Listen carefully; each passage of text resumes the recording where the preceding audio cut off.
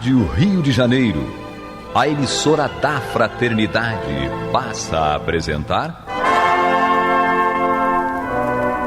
Luz na Penumbra, programa que leva ao seu coração a mensagem da doutrina espírita.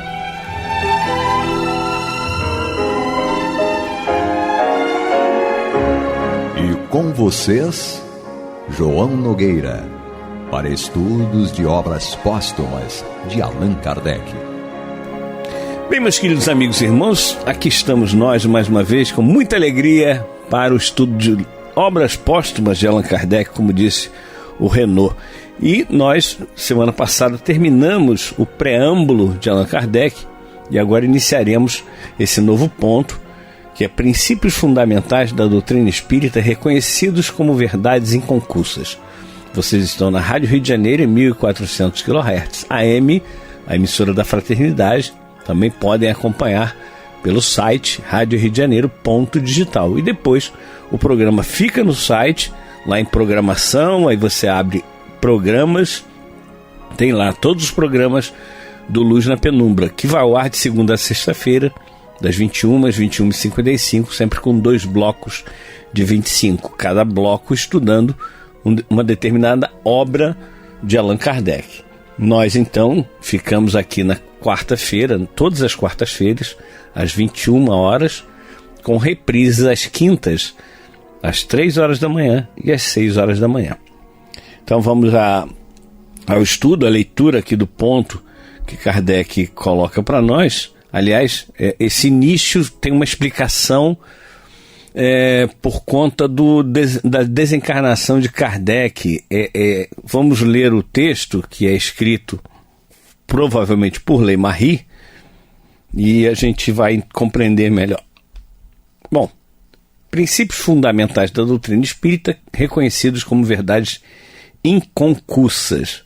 Para começar, nós precisamos entender o que é essa palavra, o que significa essa palavra inconcussa ou inconcusso, enfim.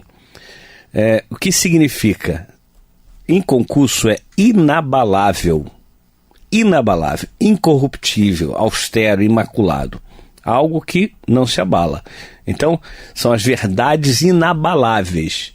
Você pode querer destruir essa verdade, essa colocação, mas você não vai conseguir, porque é inabalável, está apoiado em fatos, apoiada na razão, apoiado na lógica.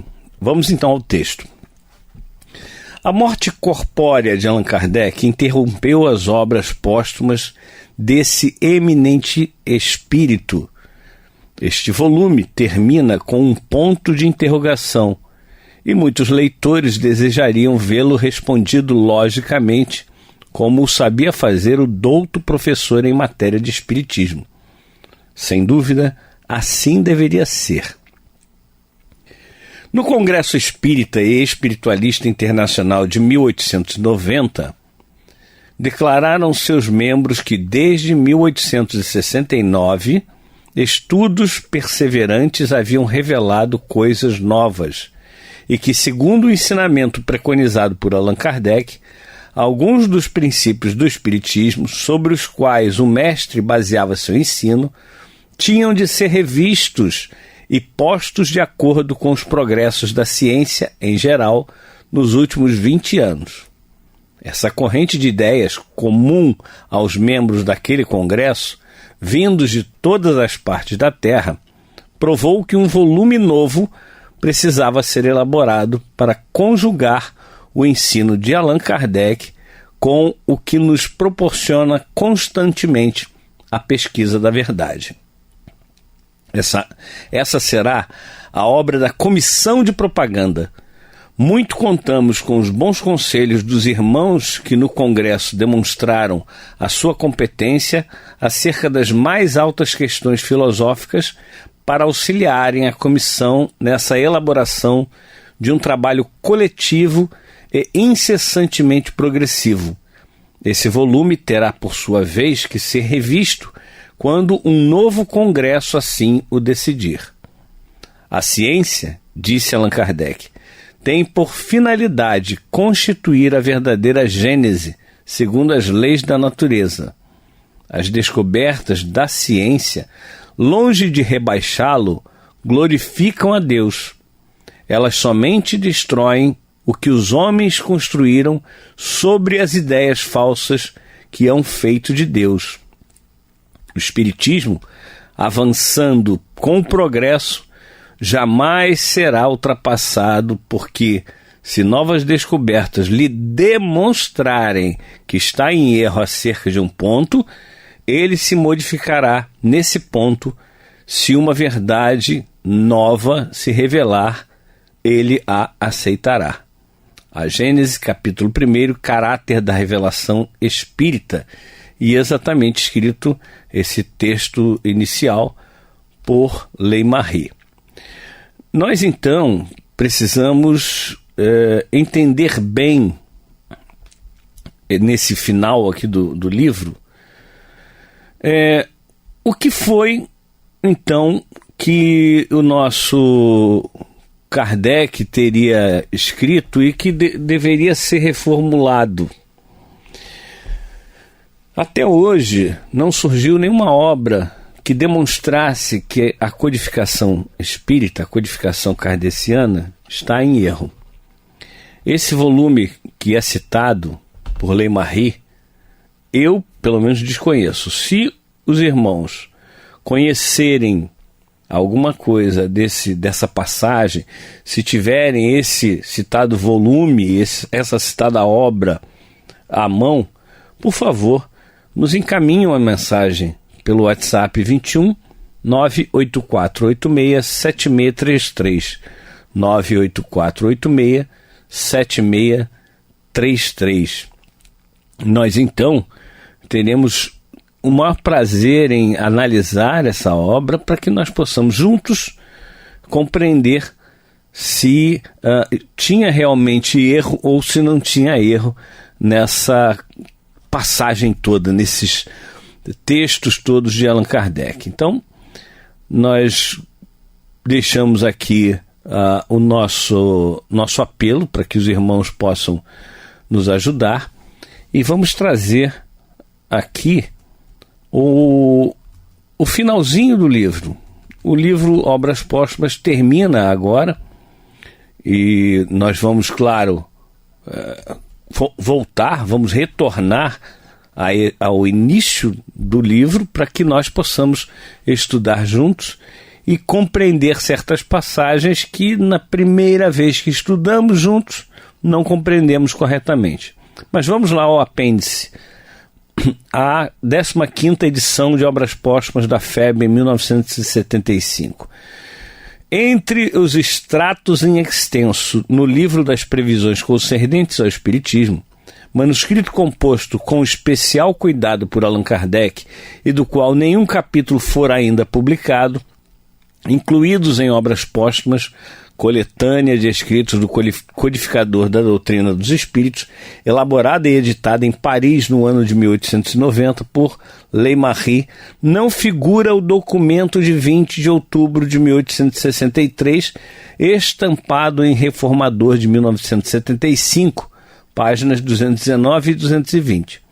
O mestre Allan Kardec, se houvesse decidido inseri-lo no livro das previsões concernentes ao Espiritismo, tê-lo-ia, por certo, localizado logo após a observação à nota de 14 de setembro de 1863, colocada em seguimento às perguntas e respostas subordinadas à epígrafe Imitação do Evangelho. Pierre Gaëtan Ley-Marie, por sua vez, na dupla qualidade de organizador e editor da mencionada coletânea, cremos, não deixaria de juntá-lo às obras póstumas em vinculação direta com o tema aludido, caso houvera dele tomado conhecimento antes de 1890, hipótese esta altamente improvável. Mas a forma adequada de anexar a obras póstumas, depois de tanto tempo, aquele documento, é a que ora adotamos através de apêndice ao livro, com nota remissiva no lugar próprio. Ou seja, o que a FEB fez? Viu que não tinha sido colocado em obras póstumas no original francês por Le Marie, aquele trecho que ele está dizendo ali no finalzinho do livro, que é exatamente das verdades inconcussas. Então a FEB consegue, de alguma forma, encontrar o que era para ser colocado em obras póstumas e coloca ali como apêndice, ou seja, algo que não fazia parte antes e agora faz parte através do trabalho que a FEB teve. Então, vamos a esse apêndice. Um caso de segunda vista, página inédita de Allan Kardec. Tem uma observação, nota da direção da FEB. No curso da pesquisa que vimos realizando a respeito de Allan Kardec, reunindo dados para uma série de artigos que começamos a publicar em 1974 no Reformador, deparou-se-nos a página ora transcrita estampada na Revista Espírita, de 1º de novembro de 1904, até então inédita. Sugerimos aos nossos leitores o exame a propósito do assunto de que se ocupava o codificador em Ségor, imitação do Evangelho. Posteriormente, como conhecemos hoje, o Evangelho segundo o Espiritismo. De obras póstumas, as quais contém considerações dos espíritos e de Allan Kardec sobre o aspecto religioso do Espiritismo, a influência do novo livro na opinião pública e a reação clerical, que daí em diante seria severíssima. O mestre, segundo lhe diziam do alto, teria de brevemente apresentar o Espiritismo qual ele é, mostrando a todos onde se encontra a verdadeira doutrina ensinada pelo Cristo. Na página 309, por exemplo, Kardec analisa uma comunicação que lhe fora dirigida de Paris, versando sobre a mesma matéria. Com esta obra, o edifício começa a libertar-se dos andaimes, e já se lhe pode ver a cúpula a desenhar-se no horizonte. Então, essa é a nota da FEB, explicando essa questão, e nós vamos, então, dar seguimento ao texto. Imitação do Evangelho. Fenômenos de clara evidência. Paris, 20 de outubro de 1863. A senhorita V, natural de Lyon, é dotada de uma notável segunda vista, conseguindo não só ver os espíritos no estado normal, sem que esteja sonambulizada, como também observar com grande precisão os fatos que se desenrolam à distância. Uma vez em Paris, onde veio passar alguns dias, deliberou visitar-me na rua Saint-Anne, tendo encontrado minha esposa, vez que desde meu retorno de Saint-Adresse me havia eu retirado para Ségor, a fim de, com mais tranquilidade, trabalhar em minha obra sobre o Evangelho. Nosso encontro foi impossível, em vista de ter a senhorita empreendido viagem de regresso ainda naquela tarde. Mas, durante a conversa com minha esposa, diz-lhe esta: uma vez que não podereis avistar-vos com o meu marido, o que ele muito lamentará, não podereis transportar-vos em espírito até onde se encontra e vê-lo? Por um instante recolheu-se a senhorita e disse: sim, vejo-o. Acha-se num aposento muito iluminado, no pavimento térreo. Há ali 3 janelas. Oh, e como tudo é alegre! A casa é circundada por jardins, por toda a parte, árvores e flores. Tudo respira a calma e tranquilidade. Ele está sentado próximo a uma janela, trabalhando. Está cercado por uma multidão de espíritos que lhe conservam a boa saúde. Alguns há que parecem muito elevados e o inspiram. Um deles, especialmente, parece ser superior a todos os demais, sendo-lhes objeto de deferências. Pergunta: acaso percebeis a natureza do trabalho de que meu marido se ocupa? Resposta: um momento. Vejo um espírito que segura um livro de grandes proporções. Abre-o e mostra-me o que se acha escrito. Leio: Evangelho. Observação: com efeito, trabalhava eu em meu livro sobre os Evangelhos, e cujo título constitui-se ainda em segredo para todos. A senhorita V não poderia conhecê-lo quanto à minha esposa, ignorava ela se, naquele momento, me ocupava disso ou de outro qualquer assunto. Nada, consequentemente, podia influenciar o pensamento da clarividente. A descrição dos recantos é, além do mais, precisa, sendo de ressaltar que ela jamais viu esses lugares. A peça onde me instalara está provida de exatamente 3 janelas, o que não é comum, e de todos os lados confina com jardins. Minha esposa ignorava estivesse eu nesse cômodo, que é o salão.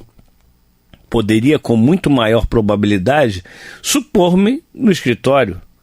Todas as circunstâncias comungam na prova de que, em realidade, a senhorita V, a tudo V é somente a primeira letra do nome dela, né?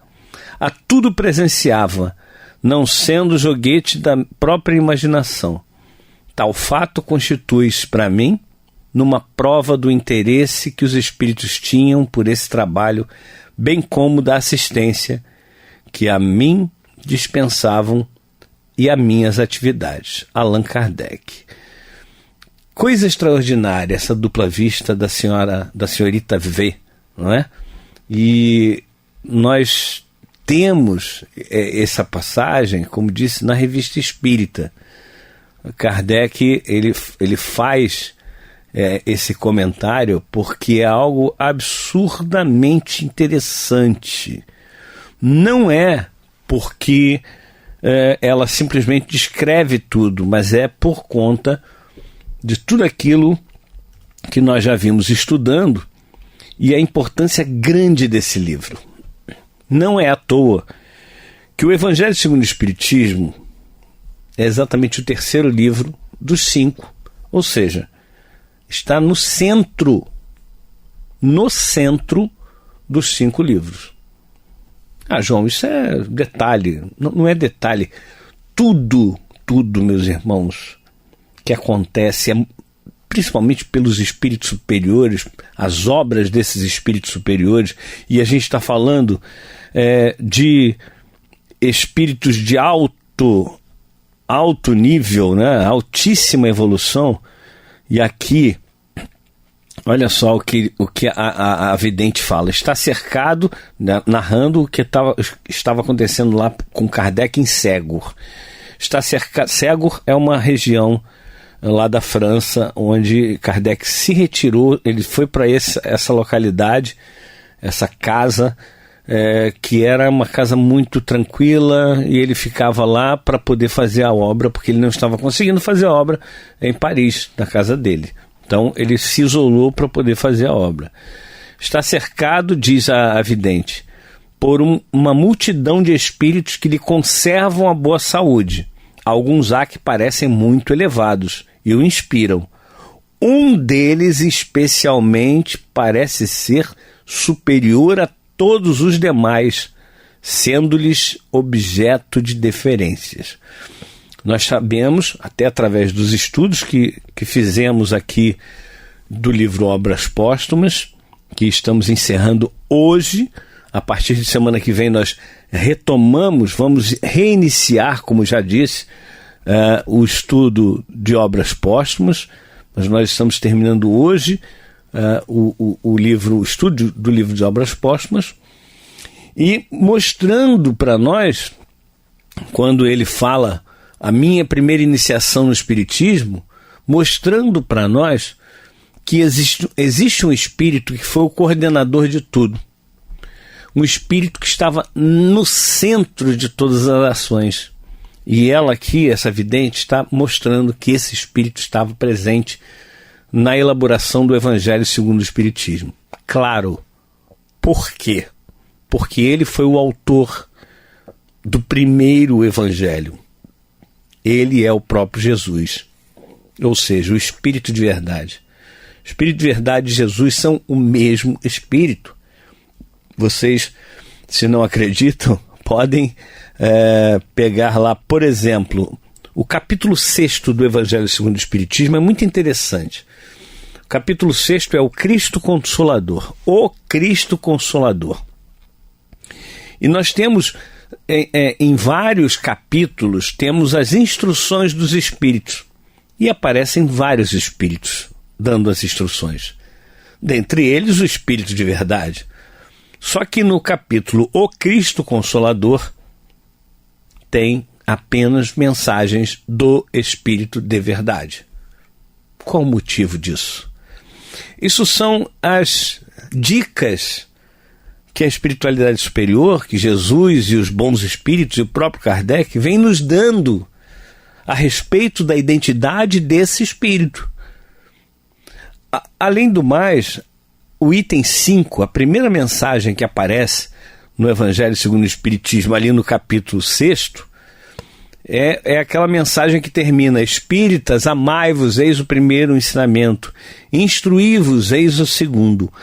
Esse espírito que assina como Espírito de verdade, lá no livro dos médiuns, o segundo livro, capítulo 31, na dissertação número 9, assina a mesma mensagem. Podem olhar. O livro dos médiuns, capítulo 31, item 9. É a mesma mensagem que o Evangelho segundo o Espiritismo, capítulo 6, item 5.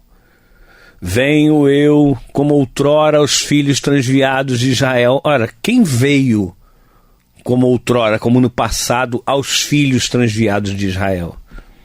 Dissipar as trevas. E ele, no final desse primeiro parágrafo, ele disse assim: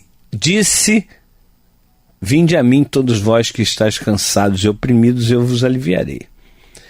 É muito, muito, muito importante que nós estudemos e tentemos compreender que a doutrina espírita é a doutrina ensinada pelo nosso Mestre Jesus. Por isso que a questão 625 de O Livro dos Espíritos traz que Jesus é o nosso guia e o nosso modelo. Jesus está à frente da doutrina espírita, meus irmãos. Então, aquela pessoa que quiser dizer que o Espiritismo não é obra de Jesus, é só estudar. Precisa estudar. Precisa estudar, e muito. Porque nós estamos herdando muitos ensinamentos de irmãos espíritas que se dedicaram a realmente estudar a fundo essa doutrina e mostrar para nós onde estão os pontos fundamentais da doutrina dos espíritos. Bom, meus irmãos, nós vamos encerrando o nosso programa de hoje, encerrando o estudo do livro Obras Póstumas. Como disse, semana que vem nós vamos iniciar novamente o estudo do livro Obras Póstumas. Espero que com mais clareza, com mais transparência, e que todos vocês possam ter uma ótima noite. Até a semana que vem, se Deus assim permitir. Você está ouvindo o programa Luz na Penumbra.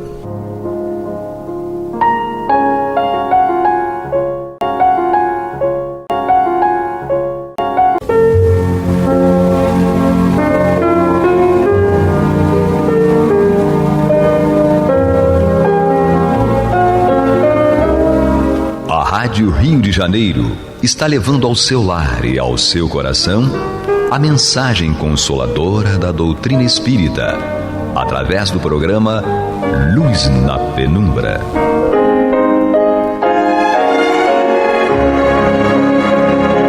E com vocês, Antônio de Pádua Barbosa, para comentar o Evangelho segundo o Espiritismo, da obra codificada por Allan Kardec. Olá, meus amigos, muito boa noite. Estamos aqui de volta ao programa Luz na Penumbra, no qual nós estudamos o Evangelho segundo o Espiritismo de Allan Kardec. Nós estamos aqui no seu capítulo 14, estamos fechando o estudo deste capítulo. Honrai a vosso pai e a vossa mãe. E no programa anterior, programa passado, nós iniciamos o estudo das instruções dos Espíritos, e na realidade é uma só, enviada por Santo Agostinho, e tem por título A Ingratidão dos Filhos e os Laços de Família. Nós estudamos aqui até a metade, porque é um pouco extensa essa mensagem, e essa parte que nós estudamos ficou bem claro para nós os motivos por que acontecem essas desavenças, essas coisas, essas ingratidões, esses ódios, essas perturbações no seio das famílias, entre os filhos, de pais e outros irmãos com irmãos, toda essa confusão que existe. Todos nós sabemos disso, nas nossas próprias famílias, há casos, sempre há casos desse tipo. Até porque, se não quando criancinhas ou quando jovens, quando já demonstram alguma aversão pelos pais, são desobedientes, não aceitam os conselhos, ou se mesmo que os pais estejam errados, tem que conversar, explicar por que vai fazer assim, assado, e não sair por aí fazendo de qualquer jeito. Mas a gente sabe que isso acontece muito. E é pior quando ficam adultos com a sua família constituída e os pais estão velhos, eles já não cuidam tanto dos pais, estão mais preocupados com sua própria família e consideram os pais um estorvo que atrapalha a vida deles. Entendeu? Então isso acontece muito aqui. Então nós estudamos os motivos disso. Isso vem de encarnações passadas, na espiritualidade não conseguiu se resolver. Muitas vezes o espírito nasce numa família, como foi dito aqui, para tentar acertar. Ele está imbuído disso, ele sabe que tem que fazer isso para tentar resolver as encrencas que ele tinha com aquele pessoal, mas depois de encarnado a coisa é complicada, ele não consegue. Mas quando é pequeno, que ele não tem essa noção ainda, então tá aquelas coisas, a coisa latente que ele traz do passado está ali, pronta para agir. Então as pessoas têm que observar as crianças desde cedo e ver suas tendências. E tentar, se for esse o caso, ir diminuindo isso com ensino, com exemplos, com calma, paciência. E cabe a tarefa principal às mães. Santo Agostinho menciona isso. Eu disse que talvez na época dele, 1862, as mães tinham certas tarefas que hoje muitas delas não conseguem mais dar conta. Elas estão envolvidas com o trabalho profissional, ajudar o pai a resolver os problemas da família, para dar uma boa criação para os filhos. E às vezes são obrigadas, pela circunstância, a nem cuidar muito. Mas por isso, hoje eu acho que torna-se mais difícil essa tarefa. Então é preciso que as mães fiquem atentas, porque os seus filhos, cuidado por terceiros, de repente o terceiro não vai se preocupar em corrigir essas tendências, ele volta para casa com tudo e ainda aprende coisas erradas novas, aí que piora tudo. Então é preciso muita calma, muita prece, muita concentração, muita humildade para entender isso. Quando ele fala, mãe, se o filho dá desgosto, é esse que tem que ser mais abraçado, mais compreendido, porque no fundo um dos dois errou. Um com o outro, ou os dois erraram mutuamente, se odiaram. Então, a mãe é que tem que ter essa percepção, não vai esperar que o filho tenha essa percepção. Daí a vantagem do espiritismo. Nós estamos estudando isso, analisando esse problema, dando soluções eventuais com base no que a doutrina nos ensina. Aqueles que, infelizmente, não entendem a doutrina espírita, não conhecem, não querem saber, não têm essa percepção. Então, o problema vai demorar mais a ser resolvido, vai acabar sendo resolvido.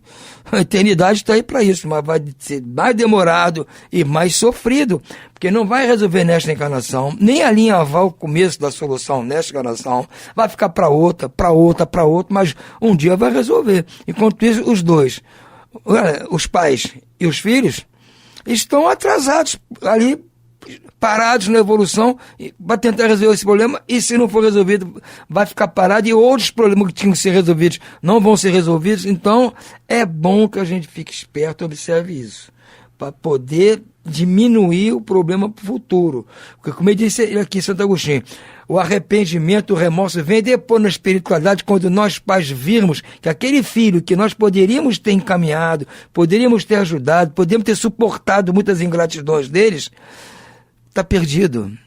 Está lá envolto com espíritos muito maus, porque nós não conseguimos passar para ele os bons valores.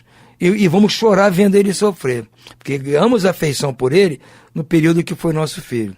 Então, essa é uma situação complicada e que merece toda a atenção de nossa parte. Como diz aqui Santo Agostinho, continuando a mensagem.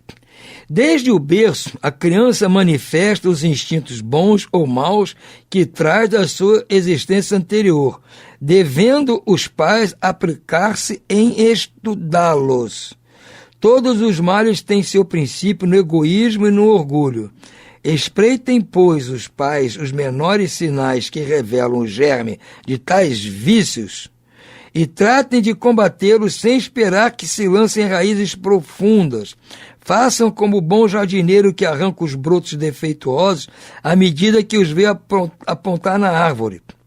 Se deixarem que se desenvolvam o egoísmo e o orgulho, não se espantem de serem pagos mais tarde com a ingratidão. Gente, Santo Agostinho está falando aqui uma grande verdade. Como dizia antigamente, é de pequeno que se torce o pepino. Está dizendo aqui, tem que arrancar os brotos ruins da árvore enquanto eles estão pequenininhos. Vai deixar crescer, vai ficar muito pior, vai contaminar a árvore, às vezes vai matar a árvore. Então, se nós não quisermos ser surpreendidos no futuro com a ingratidão por parte deles, temos que observar e começar a consertar a história enquanto eles estão pequenininhos. Os pais que fizerem tudo pelo adiantamento moral de seus filhos e não lograrem o êxito desejado, não tem por que se inculpar a si mesmo e podem conservar tranquila a consciência. Porque vocês vão dizer, mas Antônio, eu tentei de tudo e não consegui. Fiz tudo. Levei para o centro, participou do estudo lá com as crianças, da juventude, da evangelização, família toda espírita, demos os bons conselhos, não adiantou. Mas tudo bem, isso acontece. Espíritos muito rebeldes. Mas você vai ficar com a consciência tranquila, como ele diz aqui. Os pais que fizerem tudo pelo adiantamento moral de seus filhos e não lograram o êxito desejado, não tem por que se inculpar a si mesmo, não tem que botar culpa em si mesmo. E podem conservar tranquila a consciência, porque fez a sua parte, não correspondeu, mas nós tentamos. Em compensação, a amargura muito natural que então experimentam pelo sucesso de seus esforços, Deus reserva grande e imensa consolação na certeza de que se trata apenas de um retardamento e que lhes será concedido concluir em outra existência a obra agora começada e que, um dia, o filho ingrato os recompensará com seu amor. Então, mesmo que a gente não consiga nesta vida aqui encerrar a tarefa, concluir a tarefa com êxito, não tem problema, nós vamos voltar para a espiritualidade com a consciência tranquila de que fizemos tudo possível. E se Deus deu a oportunidade numa continuação em outra existência, nós já vamos chegar com um caminho muito adiantado. Já vai ser muito menos complicado resolver o problema. Deus não dá prova superior às forças daquele que a pede. Só permite as que podem ser cumpridas. Se alguém não consegue cumpri-las, não é que lhes falte a possibilidade, falta a vontade. De fato, quantos há que, em vez de resistirem às más inclinações, se comprazem delas? E a esses que ficam reservados o pranto e os gemidos em existências posteriores. Admirai, no entanto, a bondade de Deus, que nunca fecha a porta ao arrependimento. Chegará o dia em que o culpado se cansa de sofrer e que o seu orgulho é finalmente abatido. Deus, então, abre os braços paternais ao filho pródigo que se lança a seus pés. As provas rudes, ouvi-me bem, são quase sempre indício de um fim de sofrimento e de um aperfeiçoamento do espírito quando aceitas com o pensamento em Deus. Vejam bem, por mais que nós, como filhos, estivéssemos aprontados com nossos pais, um dia nós vamos ter consciência disso e vamos tentar resolver. Aí vamos ter uma prova, às vezes, muito dura. Perdemos tempo quando tinha que resolver, não resolvemos. Vai ser uma prova dura. Mas Deus não nos abandona, em hipótese alguma. Deus abre os braços para nós como o pai abriu para o filho pródigo. Não, você vai acertar, você está arrependido, quer acertar, vamos acertar. Deus vai facilitar para nós esse acerto. Então diz, se nos couber então provas muito duras, provas muito rudes, é um indício de que é o final. É porque nós aceitamos aquilo para encerrar o problema. Para não ficar remanchando, adiando. Então dá logo o pacote agora que eu possa suportar. E se não der para eu suportar tudo, parte agora e parte no futuro, mas vamos acertar. E não vai faltar ajuda de espíritos amigos nossos desencarnados e de espíritos encarnados aqui, como pais, tios, avós, padrinhos, amigos, que vão nos ajudar. Deus vai nos mandar para lugar onde tem a gente a fim de nos ajudar, porque tá vendo, você está a fim de resolver? Tô, então vou mandar gente para te ajudar. Na hora do sufoco, pode ir lá chorar no ombro deles, pedir ajuda que eles vão ajudar. E aqui na espiritualidade nós vamos ficar orando, trabalhando para que você consiga. É isso, gente. Por isso que eu digo, se nós entendemos que o Espiritismo nos ensina, a nossa vida fica menos difícil. Não vai ficar boa, porque ninguém está aqui merecendo vida boa. Nós merecemos uma vida menos ruim conforme nossos esforços. Nós vamos ter vida boa quando estivermos em planetas ditosos. Ali todo mundo é vida boa, mas enquanto estivermos aqui, planeta de regeneração, isso tudo, nós temos que resolver. Não vai ser vida boa. A evolução é dura, porque nós causamos os problemas, principalmente no passado. Agora, estamos tentando resolver. O Espiritismo nos deu essa noção, esse conhecimento. Estamos tentando resolver, e vamos resolver, gente, não há dúvida. Agora, pode demorar muito, demorar pouco, vai depender do esforço que nós façamos para encarar o problema, e especificamente aqui no caso da ingratidão dos filhos. É um momento supremo, ou seja, dessas provas rudes, sobretudo o que importa, no qual, sobretudo, o que importa é o espírito de não falir murmurando. Se não quiser perder o fruto de tais provas e ter de recomeçar. Então, é hora dessas provas duras, a gente não falir, murmurando, reclamando, recalcitrando. Porque tem que entender que a prova dura é o momento para encerrar o problema. Como diz Jesus, bem-aventurados os aflitos, que estão resolvendo o problema. Assim que acabar a aflição, é correr para o abraço. Então temos que encarar isso para não ter que recomeçar, falhar e ter que recomeçar. Entende? Em vez de vos queixardes, agradecei a Deus a oportunidade que vos proporciona de vencerdes, a fim de vos outorgar o prêmio da vitória. Então saireis do turbilhão do mundo terrestre para entrar no mundo dos espíritos, e aí sereis aclamados como soldado que sai triunfando da luta. É o nosso propósito, é sair daqui desta vida e ser recebido na espiritualidade como alguém que lutou. Pode não conseguir vencer todas as batalhas, mas lutou, venceu a maioria, as mais complicadas diminuiu a encrenca substancialmente. Então vamos ser aclamados e vamos estar prontos para dar continuidade em outras existências a resolver nossos problemas. De todas as provas, as mais penosas são as que afetam o coração. Alguém que suporta com coragem a miséria e as privações materiais sucumbe ao peso das amarguras domésticas, torturado pela ingratidão dos seus. É verdade, às vezes a gente só aguenta a pobreza, aguenta a fome, aguenta a miséria, aguenta tudo. Mas aguentar a ingratidão, as dores do coração é muito complicado. Ó, que pungente angústia essa! Mas quem pode, em tais circunstâncias, restabelecer melhor a coragem moral, senão o conhecimento das causas do mal e a certeza de que não há desesperos eternos, apesar dos dilaceramentos da alma? Então é o que está dizendo. Em tais circunstâncias, o que pode nos restabelecer a moral para enfrentar essas coisas é o conhecimento das causas, que é o que o Espiritismo nos dá. O conhecimento das causas do sofrimento. É o tal consolo que se diz aí. Mas é o consolo, é o esclarecimento, está nos mostrando as causas. Então nós temos como adquirir forças morais para enfrentar.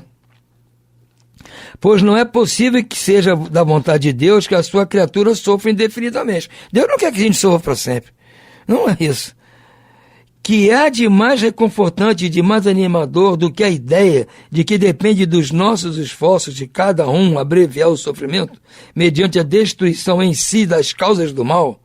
Se eu consigo destruir em mim as causas do mal que estou passando, que está me causando, eu vou começar a melhorar. Para isso, porém, é preciso que o homem não detenha o olhar na terra e só veja uma existência. Que ele se eleve a pairar no infinito do passado e do futuro. Só então a justiça infinita de Deus se vos revela. E esperai com paciência, porque encontrais explicação para o que na terra vos parecia verdadeiras monstruosidades. As feridas que aí recebeis não vos parecem mais do que simples arranhaduras. Nesse golpe de vista lançado sobre o conjunto, os laços de família aparecem sob a verdadeira luz. Já não são apenas os laços frágeis da matéria ligados aos seus membros, mas os laços duradouros do espírito, que se perpetuam e consolidam ao se depurarem em vez de se desfazerem pela reencarnação. Então, gente, esse caminho por meio das reencarnações facilita a nossa tarefa. Porque os laços que nos unem de família não são mais esses laços comuns aqui, materiais, inclusive. São os laços eternos da espiritualidade. Então nós temos consciência disso. Sabemos que vamos resolver tudo se nos tornarmos amigos, irmãos, amantes em termos espirituais. Aí todas as desavenças que houver aqui durante nossa existência vão se diluir. Porque vai haver o esclarecimento e nós vamos chorar juntos e resolver o problema, pais e filhos, em diversas oportunidades. Os espíritos que a analogia dos gostos, a identidade do progresso moral e a afeição induzem a reunir-se, formam-se famílias. Esses mesmos espíritos, em suas migrações terrenas, se buscam para se agruparem como fazem no espaço, originando-se daí as famílias unidas e homogêneas. Se nas peregrinações acontece ficarem temporariamente separados, mais tarde tornam a reencontrar-se, felizes pelos novos progressos que realizaram. Mas como não devem trabalhar apenas para si, Deus permite que os espíritos menos adiantados encarnem entre eles, a fim de receberem conselhos e bons exemplos a bem de seu progresso.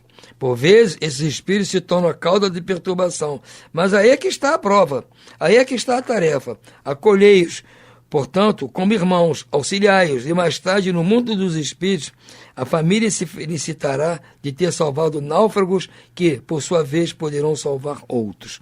É outra possibilidade que muitas vezes vem na nossa família, às vezes filhos que não é que tenhamos alguma dívida com eles ou eles conosco, mas eles estão perdidos aí, precisando de alguém que os oriente. Então é uma prova, é uma incumbência que Deus nos dá para que nós, se dermos cabo, conseguimos realizar essa tarefa, nós estamos ganhando força para aqueles problemas que nós temos de outra ordem, ter mais facilidade de ser resolvidos. Que nós ganhamos bônus com a tarefa de orientar alguém que não tinha nada a ver com a gente. Caiu de paraquedas na família, era como diz outro, era um pau com formiga. Era um espinheiro. Mas nós demos conta, ajudamos, orientamos, fizemos tudo para resolver. Mesmo não temos nenhuma dívida com esse espírito. Mas estamos cumprindo o que pedido de Deus. E com certeza os outros problemas que nós temos, até com outros filhos ou com outras pessoas, ou problemas gerais nossos, vão ser resolvidos mais facilmente, que nós estamos ganhando força com isso. Os nossos amigos vão nos ajudar, porque nós estamos com merecimento para receber ajuda. Então tudo tem um motivo, nada é sem motivo. Nada é sem motivo que acontece. Se um filho é ingrato, tem motivo para isso. Ou dele, o nosso, ou dos dois, ou ele caiu ali de paraquedas, não interessa. Há um motivo. E nós temos que dar conta da nossa parte, que é cumprir a tarefa que Deus nos incumbiu. Se formos nós que causamos o problema, não temos fazer mais que a obrigação de tentar resolver. Se não formos nós que causamos um problema, mas aquela pessoa precisa de ajuda, vamos ajudar. Vamos fazer tudo que depender de nós, para que ele saia melhor do que entrou. Então nós vamos receber mérito por isso. Isso não vai ficar esquecido. Nós apenas fomos um soldado de Deus para resolver aquela história. Um agente para resolver. E se Deus confiou em nós aquela tarefa, porque sabe que nós temos condições de dar conta. Podia ter escolhido outros. Tem milhões de pessoas aí para fazer. Se nós somos escolhidos, que de alguma certa forma, Deus confia em nós. Viu que nós já temos jeito para isso, já fizemos isso anteriormente. Então, vou mandar esse rapaz complicado para nascer naquela família, que ali o pessoal já passou por isso antes, já tem como resolver, vou botar ali que eles vão ajudar. E é assim que funciona, nada está perdido, gente, nada está perdido no universo. Tudo é aproveitado nesse grande encadeamento da nossa evolução. Encarnados, desencarnados, neste planeta, outros planetas, não importa. Está tudo bem encadeado nessa grande e maravilhosa estrutura do universo. Ficamos hoje por aqui. Desejo a vocês muito boa noite e muita paz.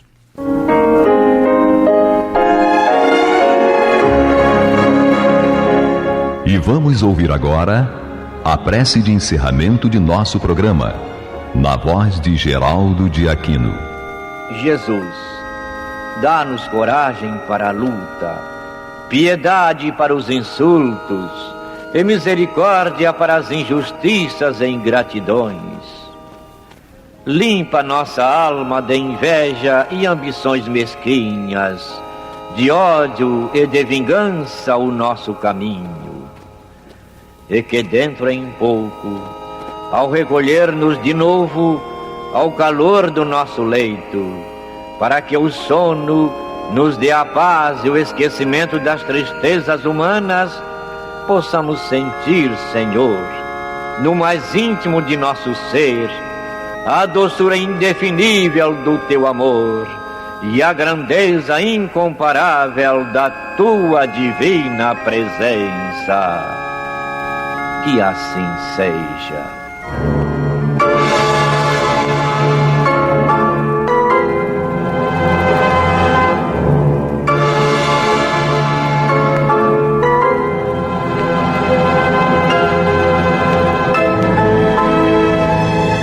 Acabamos de apresentar o programa Luz na Penumbra, que voltará a ser apresentado amanhã às 21 horas nesta emissora.